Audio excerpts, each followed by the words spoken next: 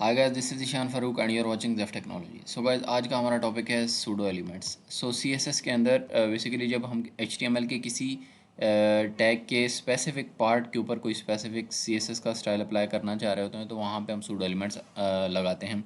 जैसा कि हम चलते हैं कोड के अंदर और H1 और इसके अंदर हम कोई ऐड कर देते हैं एक लाइन कोड की। तो ये कोड हमारे पास आ चुका है। तो मैं अगर चाहता हूँ कि फ़र्स्ट लेटर जो ये एल लिखा हुआ है इसके ऊपर स्पेसिफिक कोई स्टाइल अप्लाई कर दूँ, उसको फ़ॉन्ट साइज़ बढ़ा दूँ, कोई इसकी फ़ॉन्ट स्टाइल लगा दूँ, तो इसके लिए हमारे पास क्या चीज़ मौजूद होती है? हमारे पास इसके लिए होता है सूडो एलिमेंट्स। सो मैं H1 को कॉल करूँगा और 2 दफ़ा कॉलन का एलिमेंट लगाऊंगा। हम जब सूडो क्लासेस लगा रहे थे तब सिंगल कॉलन लगा रहे थे। होवर, विजिटेड, लिंक, इस तरह की जो हमने सूडो क्लासेस पढ़ी हैं तो उनके अंदर 1 दफ़ा कॉलन लगाते हैं, जबकि सूडो एलिमेंट्स के अंदर 2 दफ़ा जो है वो कॉलन लगाते हैं और उसके बाद उसका नेम लिखते हैं which is we are going to apply first letter. तो फर्स्ट लेटर का सूडो एलिमेंट हमने यूज़ किया और हम चाहते हैं कि इसका फ़ॉन्ट साइज़ जो है ना वो हो जाए कोई 40 पिक्सल।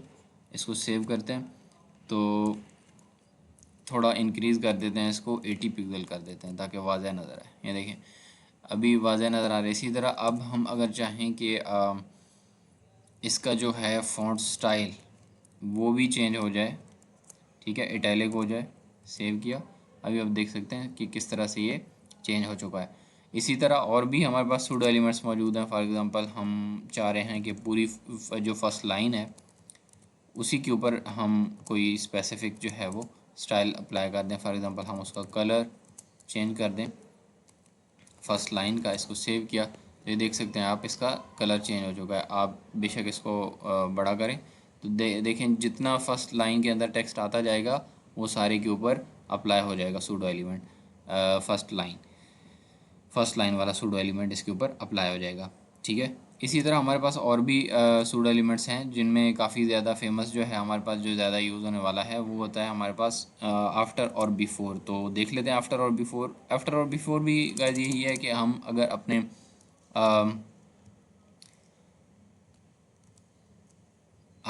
जो है वो अगर अप्लाई करना चाह रहे हों, हमने एक यूएल लगा दिया और लिस्ट आइटम लगा दिया है। तो हम बात कर रहे थे बिफ़ोर और आफ्टर सूडो एलिमेंट्स की। तो अगर हम चाह रहे हो कि हमारा जो टैग है, हमारा जो एचटीएमएल का एलिमेंट है, उससे पहले, उसके कंटेंट से पहले कुछ ऐड करवाना है या उसके कंटेंट के बाद कुछ ऐड करवाना है, तो उसके लिए बिफ़ोर और आफ्टर रिस्पेक्टिवली इस्तेमाल होते हैं। पहले ऐड करवाना है तो बिफ़ोर और बाद में ऐड करवाना है तो आफ्टर। तो मैं इसको कोई क्लास दे देता हूँ या आईडी दे लेता हूँ, अनऑर्डर लिस्ट। मैंने इसको आईडी दे दी और इसको मैं कॉपी कर लेता हूँ, ठीक है। और यहाँ पे जो है मैं कोई डाटा डाल देता हूँ। HTML लिख दिया मैंने यहाँ पे और यहाँ पे CSS लिख दिया और यहाँ पे मैं लिखने जा रहा हूँ JS।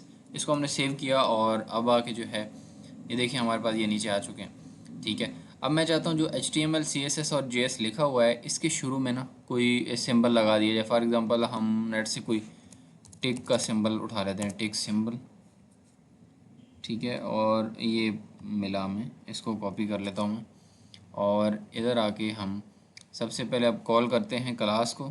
क्लास का नेम जो है वो हमारे पास ये मौजूद है, सॉरी आईडी का, ये आईडी थी तो इससे पहले हैश लगेगा।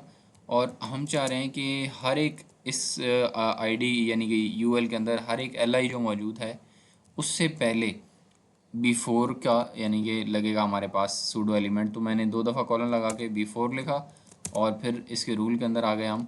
और मैं यहाँ पे क्या करता हूँ, मैं यहाँ पे प्रॉपर्टी लगाऊंगा कंटेंट की।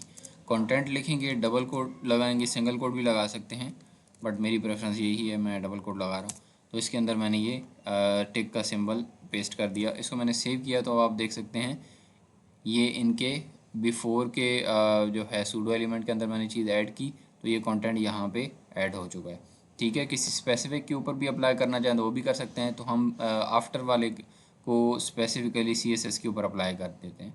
तो CSS के लिए हमें कोई क्लास देनी पड़ेगी। मैं कोई क्लास दे देता हूँ CSS, ठीक है, ताकि इसको यूनिकली मैं कॉल कर सकूँ। आईडी भी दे सकते हैं जो आपको अच्छा लगे, ठीक है।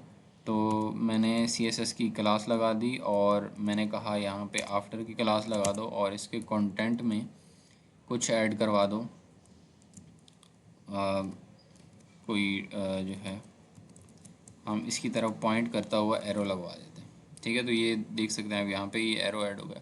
इससे कुछ अच्छा भी जो है वो हम करवा सकते हैं। जैसे नेट से हम जो है वो सर्च करें पॉइंटिंग हैंड सिंबल, और ये सिंबल जो है हम कॉपी कर लेते हैं यहाँ से और इसको जो है मैं यहाँ पे पेस्ट कर देता हूँ।